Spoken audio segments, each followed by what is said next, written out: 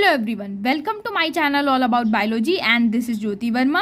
और आज हम लोग बात करने वाले हैं निक्टैंथस स्टेम के ट्रांसफर सेक्शन के बारे में। और ये भी हम आज देखेंगे कि किस तरीके से इसमें आपको एनोमेलस सेकेंडरी ग्रोथ देखने को मिलती है।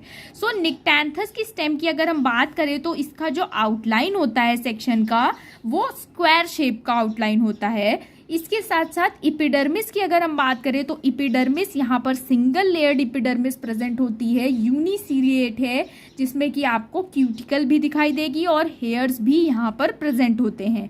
इसके बाद आता है हमारा कॉर्टेक्स। कॉर्टेक्स दो लेयर्स में डिफ्रेंशिएटेड होता है। अभी हम जब सेलुलर डायग्राम देखेंगे तो अब आपको चीज़ें और क्लियर हो जाएंगी।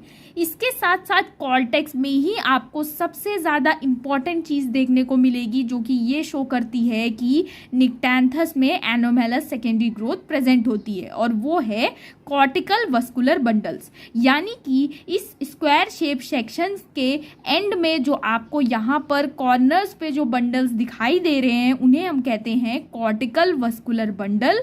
और ये वस्कुलर बंडल कॉर्टेक्स में प्रेजेंट होते हैं, इसीलिए इन्हें कॉर्टिकल वस्कुलर बंडल कहा जाता है। और इन्हीं की वजह से ये शो किया जाता है कि जो हमारा निक्टैंथस होता है उसमें एनोमेलस सेकेंडरी ग्रोथ देखने को मिलती है, एबनॉर्मल सेकेंडरी ग्रोथ देखने को मिलती है। इसके बाद हमारा आता है इंडोडर्मिस, देन पेरिसाइकिल। उसके बाद हमारा आता है कैम्बियम, और ये कैम्बियम जब डिवाइड करता है तो ये कैम्बियम बाहर की तरफ फ्लोएम का फॉर्मेशन करता है और अंदर की तरफ जाइलम का फॉर्मेशन करता है, और सेंटर में आपको एक बहुत बड़ी सी पिथ भी यहाँ पर दिखाई देगी। सो कॉर्टेक्स की अगर हम बात करें तो कॉर्टेक्स यहाँ पर आपको दो लेयर्स में डिफ्रेंशिएटेड दिखाई देगा। पहला होगा आपका कोलेनकाइमेटस हाइपोडर्मिस और दूसरा होगा पैरेनकाइमेटस जनरल कॉर्टेक्स। उसके साथ साथ आपको 4 कॉर्टिकल वस्कुलर बंडल्स दिखाई देंगे, जो कि एजेस पे प्रेजेंट होंगे, एंड्स पे प्रेजेंट होंगे, कॉर्नर्स में होंगे।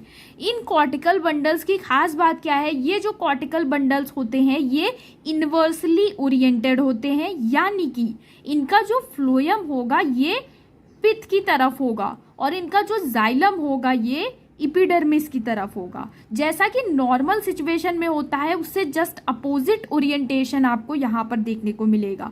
फ्लोएम यहाँ पर पिथ की तरफ होगा, जबकि जाइलम यहाँ पर इपिडर्मिस की तरफ होगा। और यहाँ पर जो अरेंजमेंट आपको देखने को मिलेगा वो होगा conjoint, open and exarch condition. यानी कि यहाँ पर जो प्रोटोजाइलम होगा वो बाहर की तरफ प्रेजेंट होगा, बाहर की तरफ यानी फेरीफेरी की तरफ ये डायरेक्ट कर रहा होगा प्रोटोजाइलम। कैम्बियम यहाँ पर प्रेजेंट होगा, इसलिए ओपन सिचुएशन आपको यहाँ पर देखने को मिलेगी। कंजॉइंट क्योंकि यहाँ पर जाइलम और फ्लोएम सेम रेडियस पर आपको देखने को मिलेंगे। इंडोडर्मिस की अगर हम बात करें तो इंडोडर्मिस यहाँ पर इनडिस्टिंग्विशेबल है। इसके साथ साथ पेरिसाइकिल की अगर हम बात करें तो पेरिसाइकिल सिंगल लेयर्ड है, थिन वॉल्ड है और पैरेनकाइमेटस इन नेचर है। प्राइमरी वस्कुलर बंडल्स की अगर हम बात करें तो प्राइमरी वस्कुलर बंडल्स यहाँ पर एक रिंग के फॉर्म में अरेंज होंगे और वो कंजॉइंट, कोलेट्रल, ओपन और इंडार्क सिचुएशन में होंगे। कंजॉइंट का मतलब ये होता है कि जाइलम और फ्लोएम आपको सेम रेडियस पे दिखाई देगा। कोलेट्रल का मतलब ये होता है कि आपका जो फ्लोएम है वो बाहर की तरफ होगा और जाइलम अंदर की तरफ प्रेजेंट होगा। ओपन का मतलब ये होता है कि जो कैम्बियम है वो जाइलम और फ्लोएम के बीच में प्रेजेंट होगा। और इंडार्क का मतलब ये होता है कि जो प्रोटोजाइलम हो वो पिथ की तरफ डायरेक्टेड हो, तो उस सिचुएशन को हम इंडार्क सिचुएशन कहते हैं। यहाँ पर जो सेकेंडरी ग्रोथ होती है वो कैम्बियम की रिंग की वजह से होती है, और ये जो कैम्बियम है ये क्या करता है, सेकेंडरी फ्लोएम बाहर की तरफ बनाता है और सेकेंडरी जाइलम अंदर की तरफ बनाता है। पिथ की अगर हम बात करें तो पिथ प्रोमिनेंट है और इसमें आपको पैरेनकाइमेटस सेल्स देखने को मिलेंगे। सो अब हम यहाँ पर निक्टैंथस की स्टेम का सेलुलर डायग्राम देख लेते हैं। तो ये सेलुलर डायग्राम है। सबसे पहले आपको देखने को मिलेगा इपिडर्मिस, और इपिडर्मिस के ऊपर आपको क्यूटिकल की एक लेयर दिखाई देगी। इसके साथ साथ इपिडर्मिस में आपको मल्टी सेलुलर हेयर्स भी यहाँ पर दिखाई देंगे।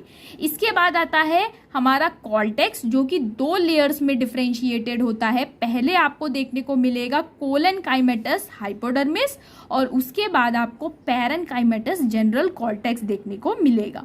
और इसी पैरेनकाइमेटस जनरल कॉर्टेक्स में आपको क्या देखने को मिलेगा, कॉर्टिकल वस्कुलर बंडल्स देखने को मिलेंगे। पढ़ेंगे, जो कि बहुत ही ज़्यादा खास बात है इस सिस्टम की, कैरेक्टरिस्टिक फीचर है इस सिस्टम का, जो कि एनोमेलस सेकेंडरी ग्रोथ को शो करता है।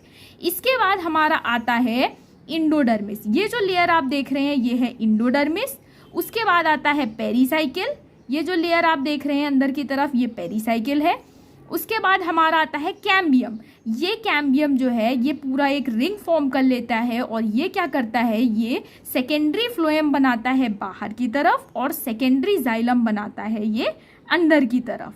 ये जो आपको यहाँ बेस पे दिखाई दे रहे हैं ये प्राइमरी जाइलम है, यानी कि सेकेंडरी ग्रोथ से पहले जो जाइलम प्रेजेंट है ये यहाँ पर आपको बेस पर दिखाई देंगे और सेंटर में आपको पिथ दिखाई देगी।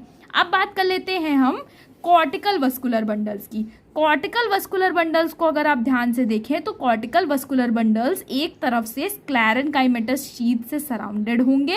इसके साथ साथ इसमें जो आपको ओरिएंटेशन दिखाई देगा वो इन्वर्स ओरिएंटेशन होगा, यानी कि आपको यहाँ पर जो फ्लोएम दिखाई दे रहा है, फ्लोएम ये पिथ की तरफ डायरेक्टेड है।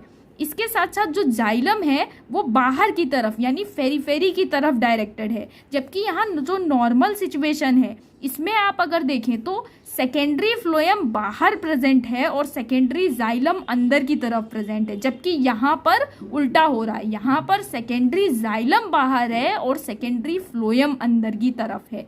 इसके साथ साथ यहाँ पर जो जाइलम प्रेजेंट है उसमें भी आपको प्रोटोजाइलम का ओरिएंटेशन एक्सार्च सिचुएशन में दिखाई दे रहा है, क्योंकि यहाँ पर ये जो आप छोटा वाला जाइलम देख रहे हैं प्रोटोजाइलम ये फेरीफेरी की तरफ डायरेक्ट कर रहा है, इसलिए ये एक्सार्च सिचुएशन को इंडिकेट कर रहा है।